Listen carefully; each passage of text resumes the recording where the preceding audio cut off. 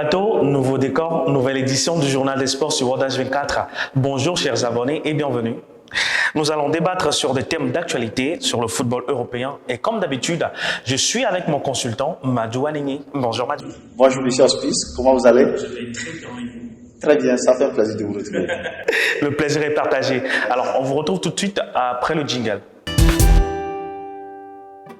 Ayant pourtant un avantage d'un but au match aller, Manchester City s'incline 3-1 au terme d'un match fou contre le Real Madrid.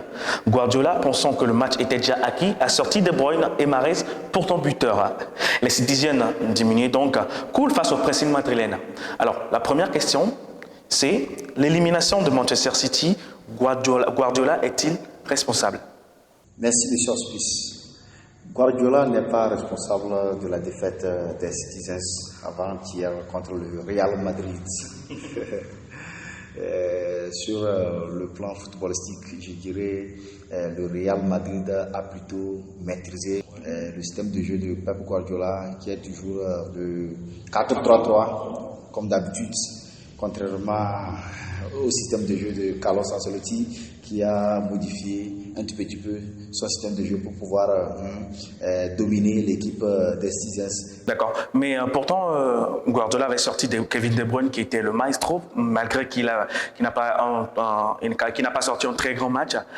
Il a sorti De Bruyne, il a sorti Mahrez qui était buteur, il a sorti également Gabriel Jesus qui était sur la pointe de l'attaque.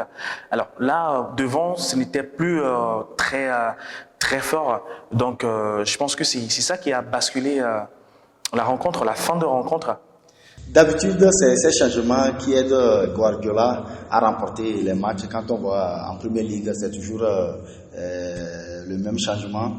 Des fois, il fait souffler Kevin De Bruyne et surtout Phil Foden, qui est toujours le moteur de cette équipe des Citizens, comme vous le savez. Donc, sur le match d'avant-hier plutôt, vous m'excusez, je dirais, Guardiola a manqué un tout petit peu d'expérience sur l'équipe de Carlos Ancelotti. Contrairement à Carlos Ancelotti, quand on voit son système de jeu, avec les changements qu'il a opérés dès la deuxième période, avec l'entrée d'Eduardo Camavinga, l'international français. On va y revenir. Merci.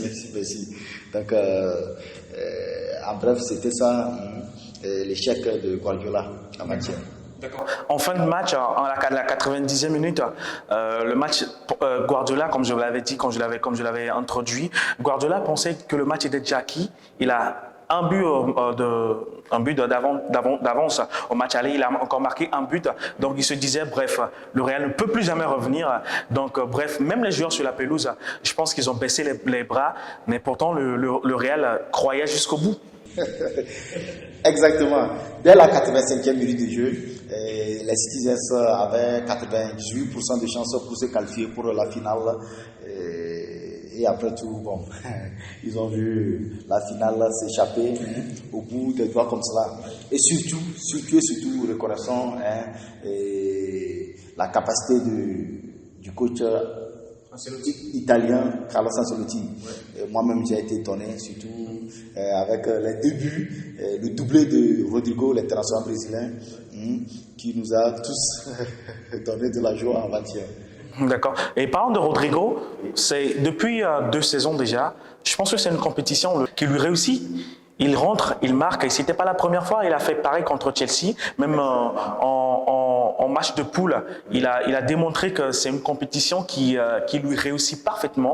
Et qu'est-ce qui fait le plus à ce Rodrigo, à ce jeune joueur, pourtant il n'a que 22 ans, 21 ans. Voilà, qu'est-ce qui fait le charme, qu'est-ce qui fait le plus de ce joueur dans cette compétition? Qu'est-ce qui le motive? Vous savez, quand vous avez un jeune joueur à votre possession et vous savez comment l'utiliser, il garde toujours ses performances. Surtout quand on voit le match d'avant-hier, le jeu qu'il a donné, c'est-à-dire la vivacité qu'il a apporté à cette équipe madrilène. On sent très bien que Carlos Ancelotti le gère très bien. D'accord. Donc on peut dire que c'est un joker de luxe. Exactement. Parlant de joker de luxe, Camavinga en est un également. Et presque depuis 4 matchs en Ligue des Champions, Ancelotti fait quasiment la même rotation. Il fait rentrer Camavinga à la place de Kroos. voilà, et Rodrigo et Camavinga dans le jeu. Et ils prouvent qu'ils peuvent avoir, que le coach peut avoir confiance en eux. Qu'est-ce qui motive ces deux jeunes joueurs, surtout Camavinga? Pour Eduardo Camavinga, normalement c'est un joueur titulaire du club. Mais bon, ça dépend maintenant du système de Carlos Ancelotti.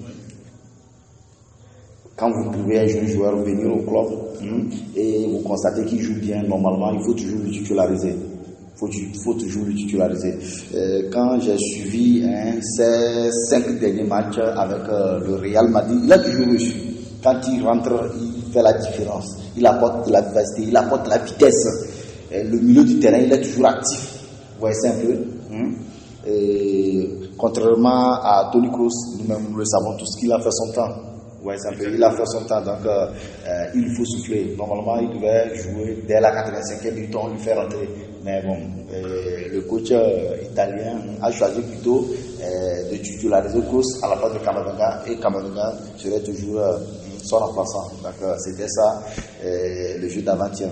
D'accord, contre toute attente, le Real est en finale. La finale, c'est quand? C'est le 28 mai. Oui. D'accord. Mais en attendant, on va planter le décor. On va largement y revenir, largement. Mais en attendant, on va planter le décor. Favori, Liverpool, le Real Madrid? Le Real Madrid est toujours favori. Vu le parcours. Donc vous attendez également un exploit. Bon, je ne peux pas dire un exploit. Ça, ce n'est plus un exploit. Une équipe, une grande équipe comme le Real Madrid, qui fait tomber à la base le Paris Saint-Germain. Après le Paris Saint-Germain, il fait tomber Chelsea. Le tenant du titre, exactement. Qui fait tomber Chelsea. Et maintenant, qui fait tomber le premier de la première ligue. C'est ça, on ne peut plus appeler ça un exploit. Ça, c'est la maîtrise de la compétition. D'accord, mais vous allez vite en besogne. Quand je parle d'exploit, je parle de la physionomie de la rencontre.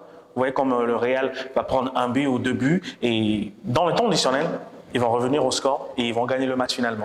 Quasiment, quand on voit leur match face au PSG, c'est toujours le même scénario. Quand on voit le match contre Chelsea aussi, c'est toujours... Exactement. Exactement. C'est pour ça que je demandais s'ils vont faire pareil. Contre Liverpool? Non, ça ne sera plus le cas. La finale, elle se joue à un match à unique sens. Vous voyez, c'est un peu. Voilà. On va souffler un tout petit peu et on revient tout de suite.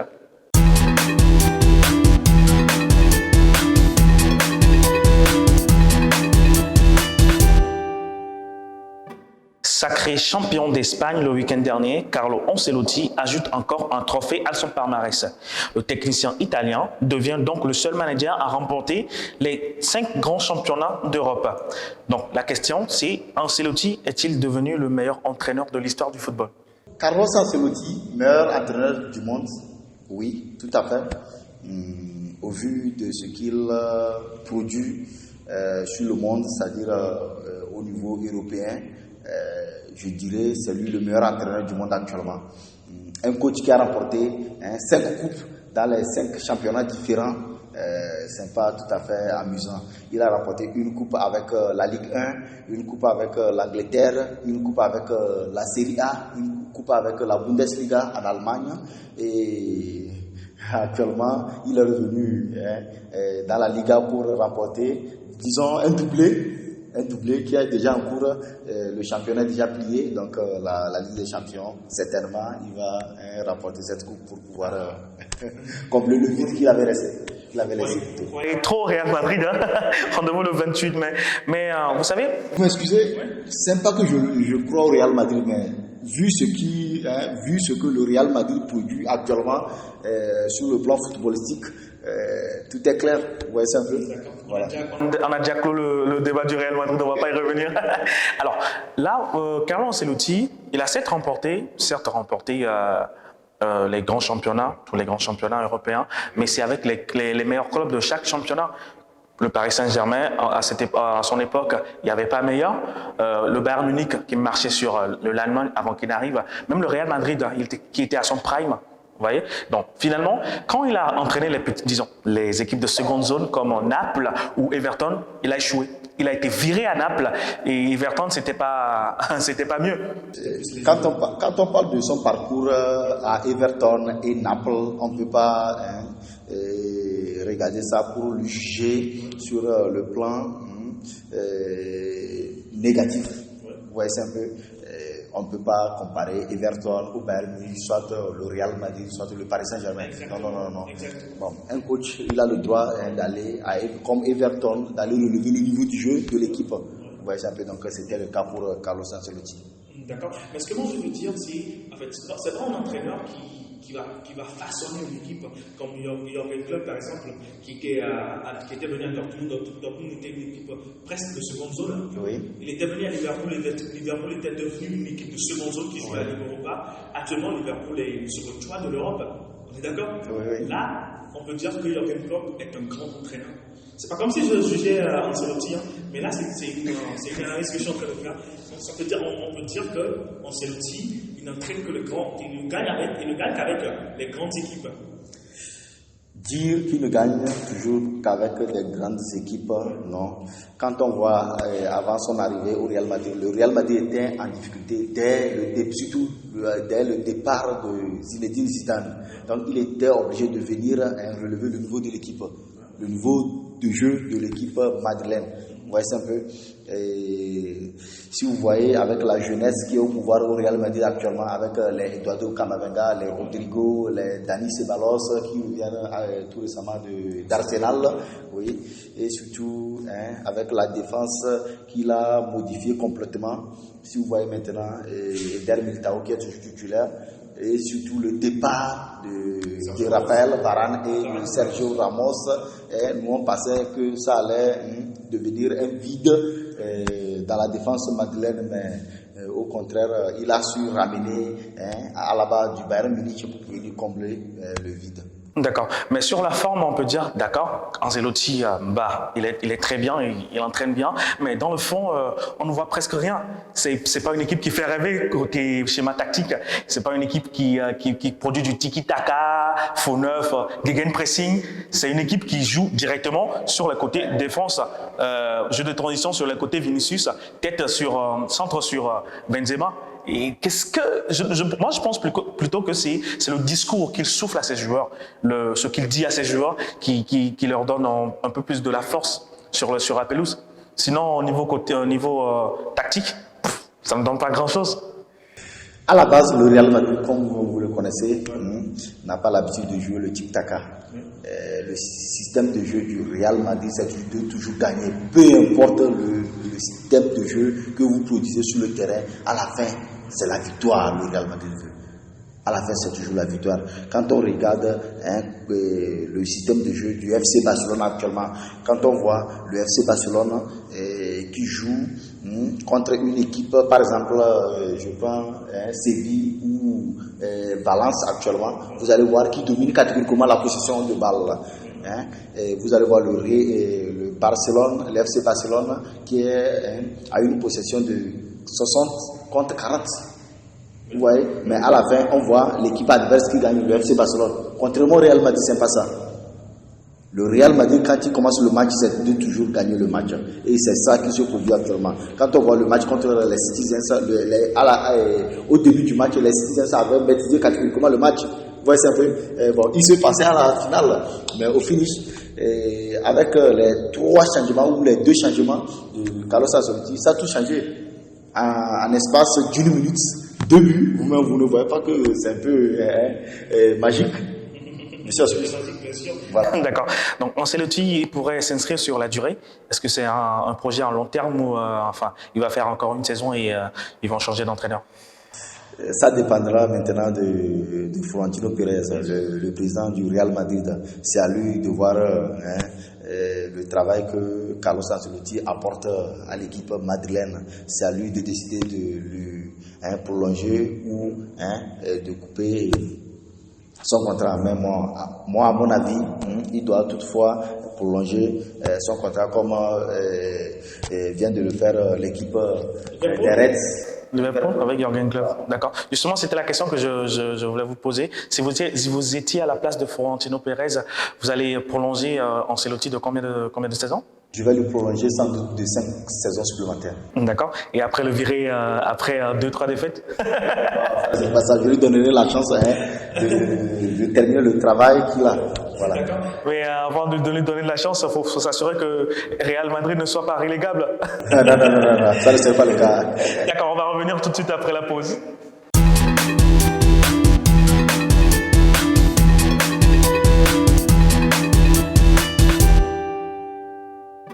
Actuellement 4e de la première ligue anglaise, Arsenal pourrait retrouver la Ligue des champions européenne. Les hommes d'Arteta semblent avoir enfin trouvé la bonne formule pour se qualifier la saison prochaine en C1. Alors la question est, Arsenal pourrait retrouver la Ligue des champions enfin la saison prochaine? Merci M. Hospice pour la question.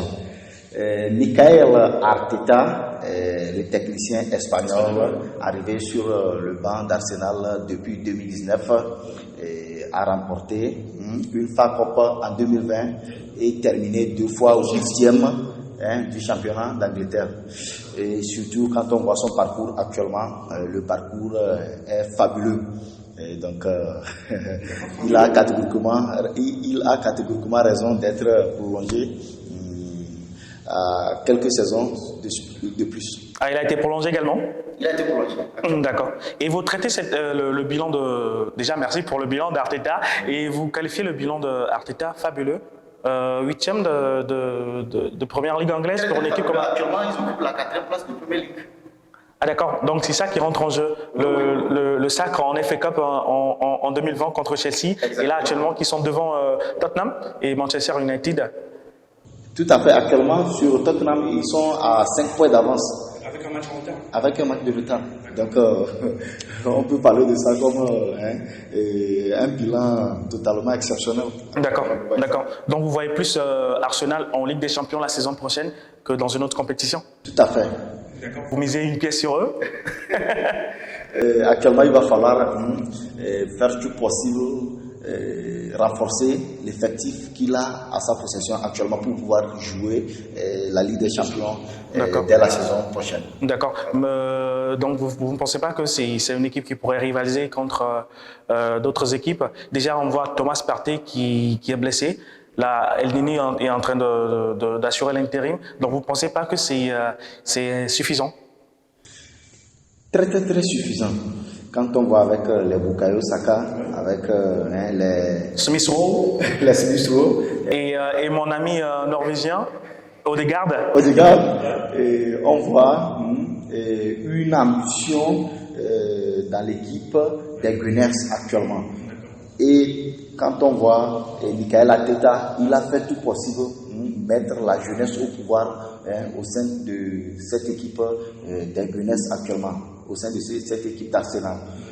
Contrairement à notre doyen Arsène Wenger qui avait beaucoup fait pour cette équipe des Gunners, et je peux dire il suit les traces de Wenger. Voilà. D'accord, de toutes les façons, Arteta c'est un coach, c'est un entraîneur, c'est un manager espagnol. Oui, donc entre guillemets, les Espagnols misent beaucoup plus sur la jeunesse. Je dis ça, je dis rien.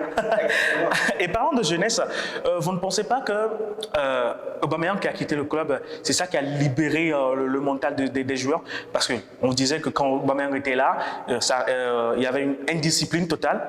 Il faisait ce qu'il veut. Donc là, ils ont écarté Aubameyang. Il a signé pour le bonheur du Barça, bien sûr. Mais est-ce que le départ d'Aubameyang n'aurait pas un impact sur cette éclosion de cette équipe d'Arsenal? On ne peut pas se baser sur ce critère pour dire que ça donnait une évolution à cette équipe d'Arsenal. Non. Le départ d'Aubameyang, ça a plutôt donné autre envergure à cette équipe d'Arsenal. Je ne sais pas si vous me comprenez. Quand je dis autre envergure, c'est-à-dire le coach a plutôt modifié son plan de jeu. Actuellement, il mise surtout sur le collectif. Auparavant, il se disait non, il va falloir nourrir le joueur qui est à la pointe. Et c'était ça. Très bien. Donc, Arsenal, vous me dites que Arsenal sera en Ligue des Champions la saison, sans doute, saison prochaine. Et jusqu'où ils peuvent aller? dans la compétition? Bon, la compétition n'a qu'à venir avant qu'on le C'est comme si gagne. on plaçait les charrures avant le bœuf. À tout à l'heure pour pour le dernier thème.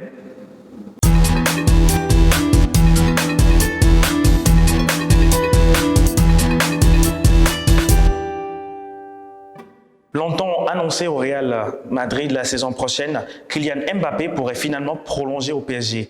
Le jeune joueur français serait peut-être en phase de signer pour 2 ans supplémentaires avec un salaire record de 50 millions d'euros annuels et une prime de fidélité de 100 millions d'euros. Donc la question c'est, Mbappé pourrait finalement prolonger au PSG. Kylian Mbappé prolonger encore au PSG pour des saisons supplémentaires, ça serait catégoriquement du gâchis pour ce jeune joueur très très très talentueux actuellement que nous voyons sur le plan mondial. Exactement. Et surtout, le Real Madrid qui a tenté à plusieurs reprises de lui faire venir dans la Maison Blanche. Quand on voit le jeu de Kylian Mbappé actuellement, il doit obligatoirement arriver sous les ordres de Carlos Ancelotti pour pouvoir gagner des titres, pour honorer sa carrière. On sait très bien qu'il a déjà remporté la Coupe du Monde, la Ligue 1 et des titres consorts, mais ça lui manque, surtout et surtout la Ligue des Champions. Et à mon avis, il doit certainement venir au Real Madrid pour pouvoir gagner ce titre qui lui manque. Actuellement, on voit surtout des offres qui sont sur la table pour lui. Il a le choix de choisir soit le Real Madrid, soit autre club en Europe. D'accord. Imaginons qu'il débarque au Real Madrid. Vinicius...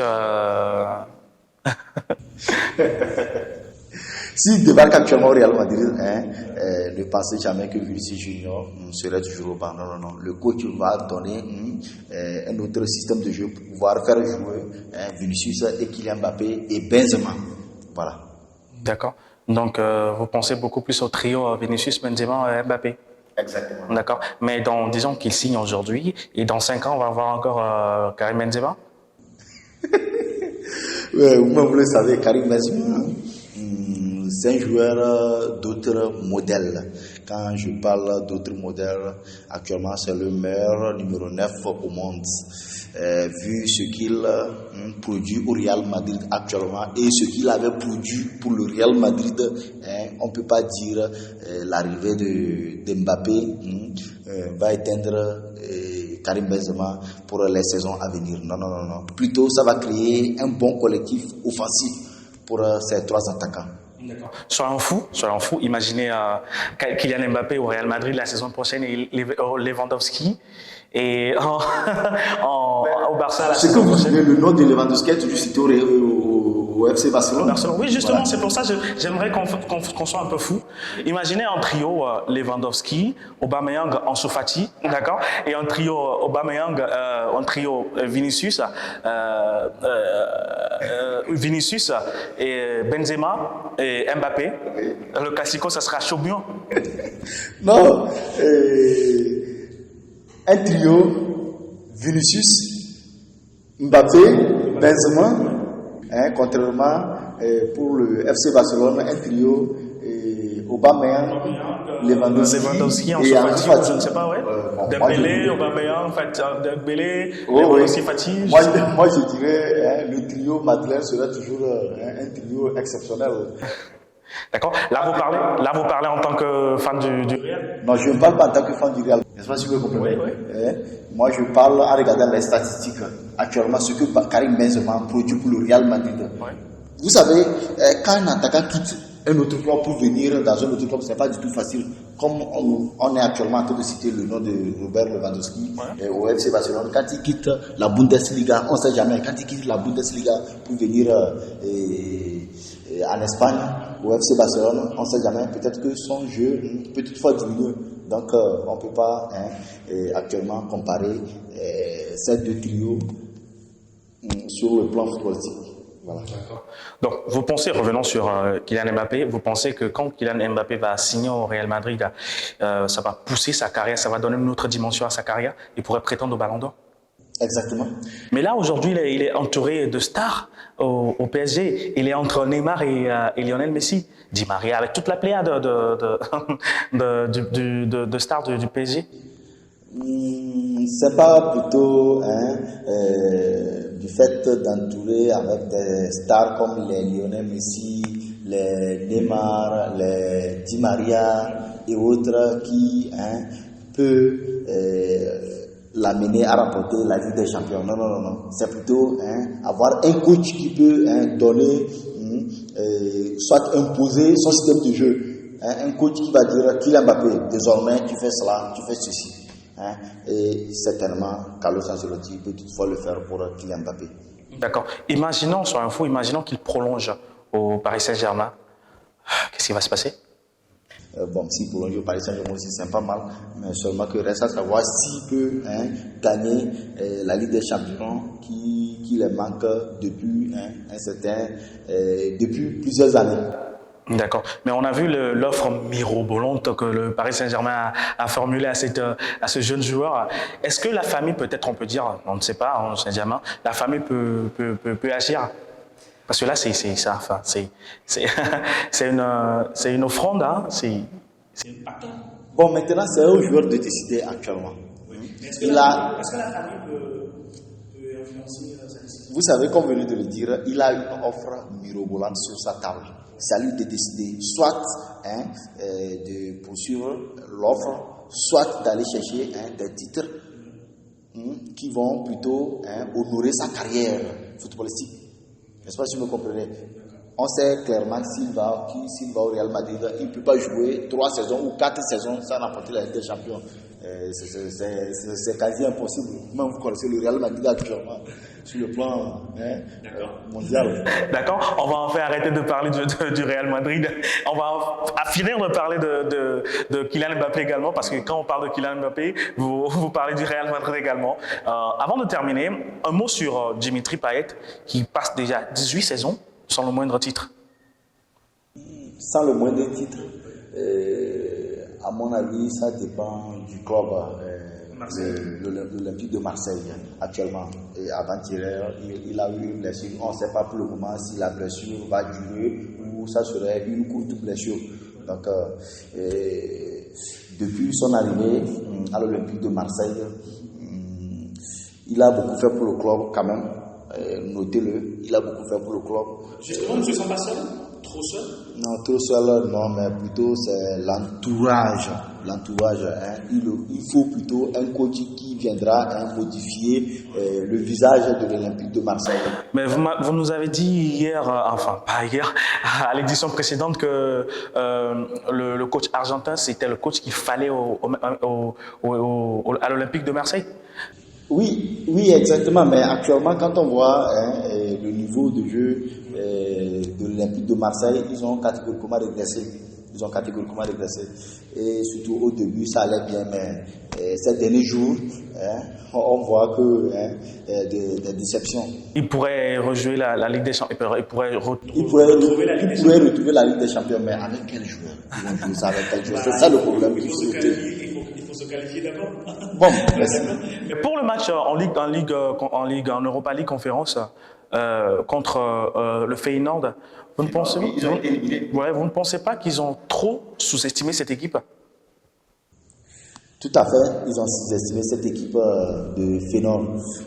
Normalement, quand on voit dès l'entame du jeu, le Marseille dominait catégoriquement l'équipe de Feyenoord, mais après la pause, on voit que l'équipe de Feyenoord a imposé son jeu et a pu faire ce qu'il fallait pour pouvoir gagner le match. D'accord, très bien. Et c'est sur ces notes de monsieur... Mais n'oubliez pas l'exploit de José Mourinho une fois encore. Oui, justement, on va en parler, il n'y a pas de souci, on va en parler. On va mettre d'abord fin à cette édition. On va peut-être retrouver José Mourinho dans l'édition suivante. Alors, merci du temps que vous nous avez accordé. Merci surtout à M. Madouanini. Merci à Ilaous derrière la caméra. Vous avez un dernier mot? Oh non, mais merci à toutes et à tous. D'accord, très bien. On se retrouve la semaine prochaine, même heure, même chaîne.